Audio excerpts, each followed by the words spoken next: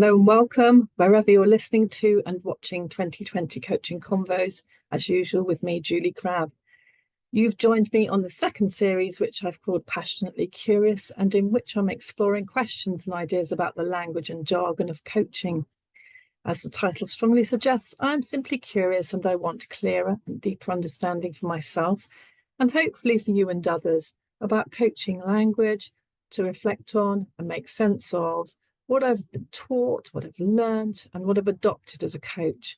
And importantly to me, and the original purpose of this podcast, to ensure that coaching is available to all of those who want to make use of it. So if you haven't yet heard the first week's introductory episode, which is audio only and on Spotify, I'd really encourage you to go back and just take 5 minutes to hear more about the background to the whole series, really, where it all started. So in episode 1 last week, we entered the labyrinth of series 2, Passionately Curious, and this time it's about the language and jargon of coaching. So in 20 minutes or so, we uncovered several options of paths to take in exploring the metaphorical labyrinth.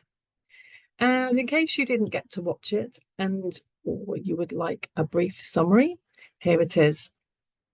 So the main road into the labyrinth actually had kind of 2 parallel lines. So you could kind of imagine it was possible for us to walk side by side on this bit. So there was one road where I talked about simply managing the language of coach and client in coaching conversations. And part of that was in checking understanding where possible. And the other road where I began to consider the impact of coaching language on inclusivity and accessibility. So in the spirit of exploration of language, I want to simply define my meaning. So by accessibility, I mean easy to obtain or reach or use. And by inclusivity, I mean providing equal access to opportunities and resources for people who might otherwise be marginalised or excluded. Then choosing to explore this second road, the impact of accessibility and inclusivity, the path seemed to branch and there were further options. So this is just my kind of metaphorical way of describing a summary of the content of last week's episode. So we looked at maps of the world, kind of an NLP term, and in this concept, thinking about our likes and dislikes of particular coaching terminology and language. I looked at content, where what we say and how we say it, the context and so on really matters. And then just process, where understanding of meaning and intent is less important than the outcome of the process of communicating, and whether what we're communicating is internal or external expression. And then where language can be interpreted to say a lot about our identity and our self-concept. We also looked at where similarities and differences between us in the meaning we make of or intend by language might help us better understand each other's maps of the world and our use of language, where we're coming from, I guess, if you like. And then where some overlap between content, so what we say, and process, the way we arrive at it, when we're speaking out loud, can powerfully elicit our meaning from kind of underneath the language, even in the meaning we didn't consciously know before we had spoken. So already this labyrinth has become a bit challenging in terms of options of paths to take. But this week, in this shorter video, I want to share some comments and thoughts from 2 coaches in particular who featured on the first series of Coaching Convos, which was called Coaching Uncovered, and again can be found on Spotify. So firstly, from Max Kemp of Max Kemp Coaching, this is what she had to say. And I'm actually going to play a WhatsApp recording that she sent to me. And I hope that the sound is going to be good enough for you, but she has some real wisdom to speak here. Hi, Julie. Thanks for inviting me to share my thoughts on the use of language in coaching. It feels like a huge subject, so I've picked a piece of it that came to me first. The only language I can use is what comes to me in that moment. For me, it's then about from where in me these words are originating and being informed. If I'm fully present and aware, then I'll tend to hear more clearly and so respond in the most organic and authentic way based on what I hear. And I think there is something about that place in others that seems to hear or connect with this beyond or behind just the words or language we choose to use. Then, of course, the openness to reframe what we say needs to remain a fallback. But once again, this can be informed from this place over and over as many times as required. I often experience that from this place, the coachee ends up hearing what they need to hear and they just discard what doesn't feel useful for them right now. It might sound useful later. I think we all have an innate ability to just hear what we need to hear. So my language always needs to be my own. And I wonder if what might sometimes put people off coaching is that the language often taught, useful as it is, of course, then gets reeled out as coaching speak over and over again for fear of being too much myself. I know I struggled very much with this in the beginning. And so it begins to lack depth, essence, and in the end, meaning for the coachee or potential coachee. It's my experience that we connect first and even most meaningfully in a space before language, but seeing as we have to use it, its potential usefulness then becomes relevant to where those words are coming from in ourself. I wonder if this is what Nancy Klein is partly getting at in her work, that she's made it a whole thing, so to speak. So yeah, that's just some of my thoughts on the use of language. I hope that was helpful. Hopefully speak to you soon. So if you've just joined this recording, I haven't frozen. We were just listening to Max Kemp on a WhatsApp recording, just sharing some thoughts about language and coaching. And you heard Max say that she can only use the language that comes in the moment. So there's something there just about trusting ourselves to form the expression that seems intuitively right at the time.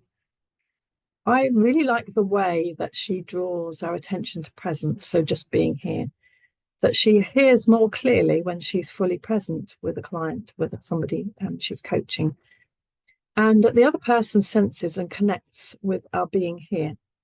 And that makes so much sense to me, that we, as she says, connect first before using words, almost that somehow our bodies know before our mind does how well we relate to another person. We kind of get a sense, or of course use our senses to experience and then categorize the experience. And the idea that we've got kind of an innate ability to hear what we need or want to hear and discard the rest, it reminded me of the lyrics to The Boxer. Still a man hears what he wants to hear and disregards the rest. And yeah, I kind of believe that we listen and respond cognitively with our conscious mind, and that there's another kind of listening that occurs subconsciously, and which is processing way beyond the conversation. So that is after the words end. I recently listened to a Sean Smith podcast on coaching questions, and he was talking about a model of coaching that he called Ignite. And the early stages of the model involved questions that help build rapport with the other person.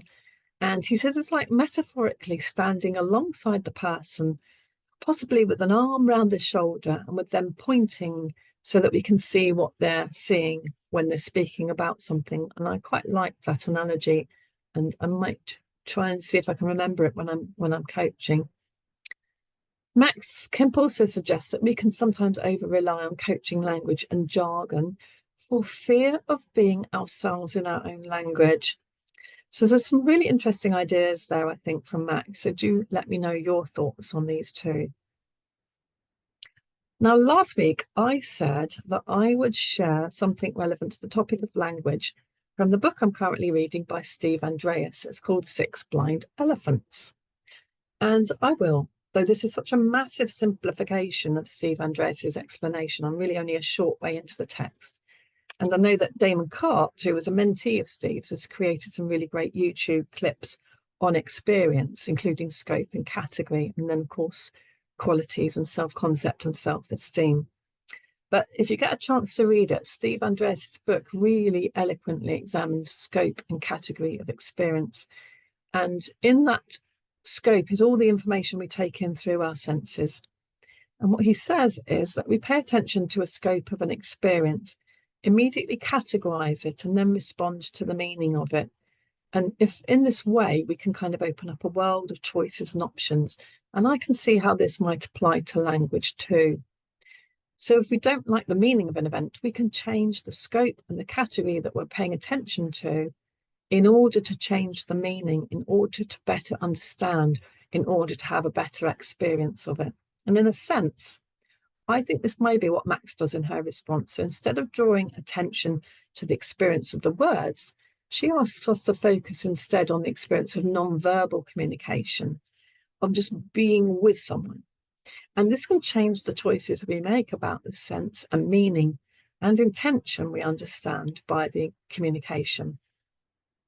So in practical terms, if I focus only on what a client is saying, the words they're using and the meaning that may be behind the words, as a coach, I can miss opportunity to be with the client without words and to demonstrate just through being myself, at least initially, the positive intentions I have for them and our interaction.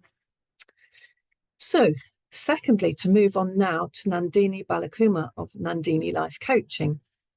Here I'm going to read what Nandini sent me and pause to make my own comment as we go through. And she says, upon reflection, I've realised that there is significant value in using specialised language within our professions. This language serves as a common denominator, offering precision and a level of expertise that's universally recognised. However, I'm also aware of the complexities inherent in spoken language, especially when it's not one's native tongue. The right terminology can guide a conversation with precision, allowing the speaker to pinpoint and clarify their message effectively.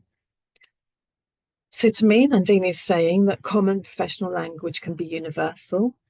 I get this, though I guess I'm questioning how much we check with each other our common understanding of the language. So it might not be as precise as we might believe, or as Nandini is suggesting. She goes on, as a coach, my approach is nuanced. While I recognise the value of jargon, I strive to use it sparingly. And when I do, it's imperative that my coachees grasp the full meaning of terms like strategy, chemistry call, goal, SMART goal, grow model, feedback, and mind mapping. To ensure that concepts are fully grasped, I frequently employ visual aids. This helps transform abstract ideas into something more concrete and understandable for the coachee. So this idea was really interesting to me. So Nandini talks of like bringing in other sensory information through visual rather than auditory only sense to explain and get a kind of common categorization and meaning of language. She also says, our journey of learning goes beyond mere words. Through the use of analogies and metaphors, we can shed light on complex ideas, making them more accessible. By incorporating written materials and interactive learning into our sessions, we enrich our conversations. I foster an environment where curiosity thrives and questions are not only encouraged, but are a vital part of the learning process. Excuse me. So here she talks of the use of stories and imaginations and an invitation to inquire and question. And when I think about that, I really think I could make use of that in my coaching too. And then she says, the act of recapitulation is also a powerful tool. Regularly revisiting materials solidifies the learning process, embedding these principles more deeply into the coachee's experience. So summarising, we haven't talked yet about that in this series, though I do know that I've found asking the client to summarise where they see that they are in their own language is incredibly helpful. It's a technique that I know is used in clean language coaching too, to check the progress on the conversation, especially where content-free or unspoken processing has been happening. And it's not always shared between the client. It's not necessary to be shared between the client and the coach always.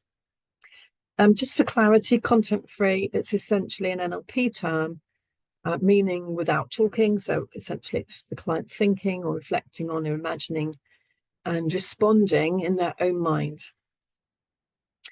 Nandini continues, together we traverse the nuanced landscape of coaching language, where clarity and depth converge, creating a truly immersive learning experience. And she's given us an example of where this can be useful. This is a practical example of how she's applied this in her own coaching. She says, picture this.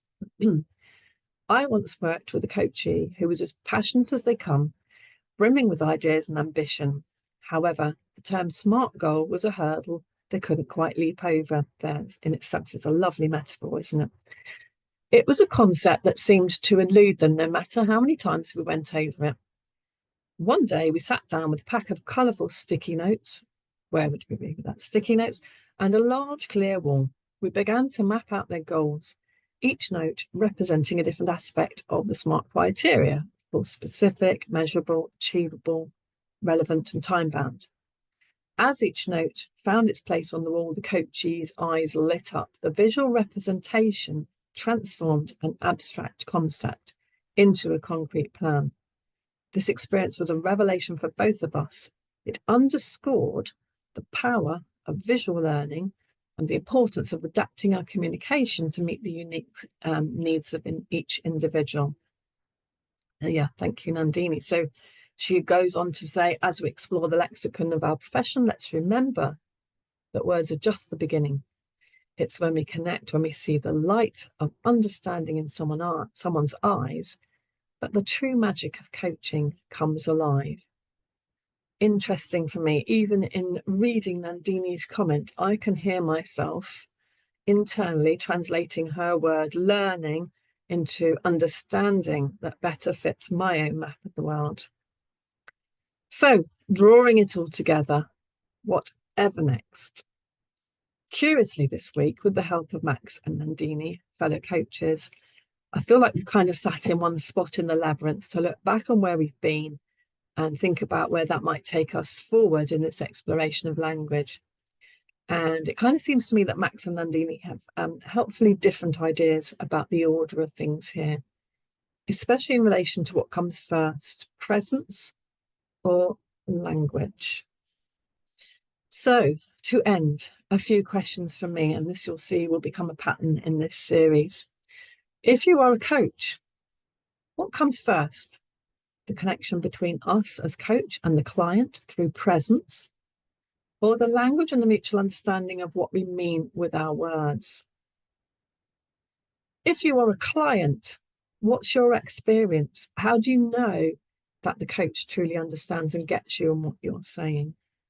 And do you always get your coach? And my always for this episode question, it's going to become a standard. What am I missing? What else? Next week, I'm going to think about some of the more commonly used phrases, the terminology, professional jargon of coaching. And I'm going to begin to explore some of my meanings and perhaps some of other people's meanings too. And the following week, we'll again review any comments from fellow coaches and others. So hopefully you're beginning to see this kind of fortnightly pattern of me sharing and then coaches also contributing. So if you've enjoyed today, please share the episode, subscribe, and tell me what you want to hear more about in 2020 Coaching Convos, Passionately Curious, with me, Julie Crabb. Till next time.